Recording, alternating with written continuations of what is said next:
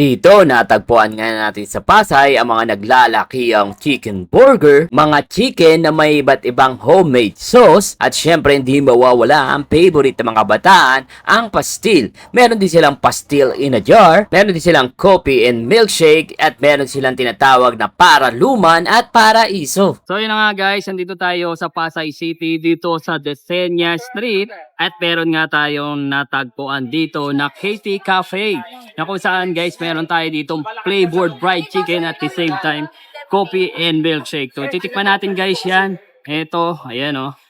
So ang daming tao guys. So yan, titikman natin to. Katie Cafe. Shoutout sa mga kabataan dyan. Manong ulam. Ito ang ulam, Katie Cafe flavored fried chicken, parmesan and cheese. Ito yung aming super combo, chicken burger with fries for only 99 pesos. Ang aming Katie chicken tenders, boneless fried chicken, 6 pieces for only 180 pesos. So yun guys, ito na nga yung mga menu nila dito sa Katie Kitchen. So makikita nyo guys, napakadami. So makikita natin dito, uy, andito si Sir. Ay, sir. Sir, ano po pangalan na Sir? Kelvin po. Sir, kayo po yung owner nito, Yes Sir? po. Sir, ano po yung ino-offer natin pagkain dito, Sir? Sa amin po is flavor fried chicken siya. And then, all parts available. Saka, homemade sausage po.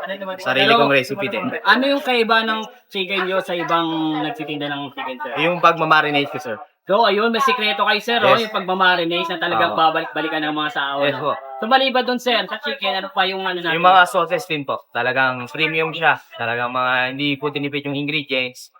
Kahit medyo mahal yung mga pili ngayon. So, hindi ko talaga tinitipid. So, ayun, Sir, meron din ako nakita dito, nabasa ko, coffee and milkshake. Yes, Meron din yes po, meron din po. May mga, sarili ko rin po recipe yan. So, ako rin po ang nag-create lahat. So, magkano po yun, Sir? Yung pinakamura yung... Pinakamura po namin pag mga ano po, sa farm coffee, 70, mga gano'n. Range po ng 70 to 100. So, ayun, no? Budget friendly pa rin, Sir, Apo. oh. Nakita ko rin, Sir, meron din kayong pastil. Yung mayroon kami a la carte pastel rice, 45 siya. Talagang medyo marami siya. Saka yung jar naman, 140 lang. So, ayun, Sir, no? Kung nabiting sila doon sa pastil nila, pwede silang order sa Yes po, no? sarili rin pong recipe yun. Sarili Lalo na gawa. ngayon, ano, Sir, mabenta yun sa mga kabataan ngayon, eh, Oo, no? yes. Then may mga nilabas kaming combo, yung may pastel rice and one piece chicken. Pwede rin gravy, saka yung flavor. Yung So, chicken. ayun nga, Sir, sige nga, Sir, pa-order nga po ako ng fried chicken nyo. Sige po, sir. Saka yung mga coffee nyo, Sir, saka yung pastil, Sir. Mukhang masarap yung pastil niya. Yes po. Yung chicken po namin is made to order po. Nilutuin po siya. Ayun, maganda. May order Yes po. pa. Sige po, Sir. Antayin ko po, ordering. So, yun na nga, guys. Andito tayo ngayon sa Katie Cafe na kung saan meron tayong mga flavored fried chicken dito. At mga, ayan, coffee and drinks.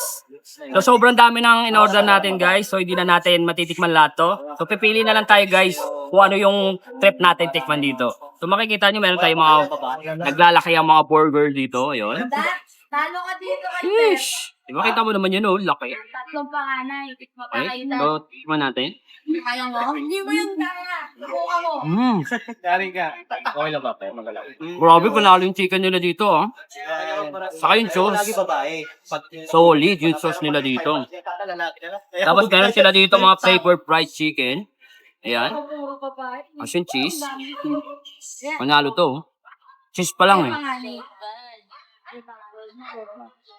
Mm.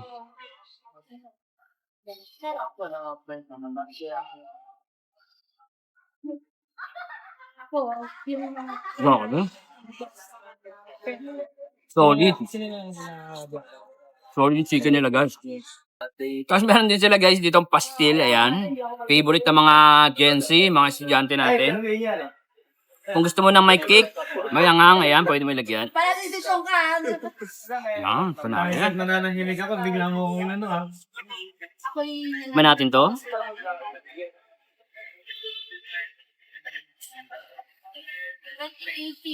Tapos, Sarap ba? Sarap ng pastil nila. Hindi maalat. Tapos hindi rin matabang. Saktong-sakto yung chopla. So pag nabitin kayo dito sa pastil nila, guys, meron din silang pastil in a jar. Ayun, pwede nyo, guys, orderin. Pwede nyo ibaon sa mga opisina nyo at sa school. Ayan. Mamahilig sa pastil, pwede yan, guys.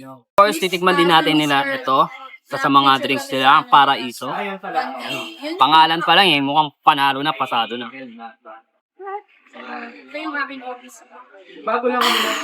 Refreshing and sarap.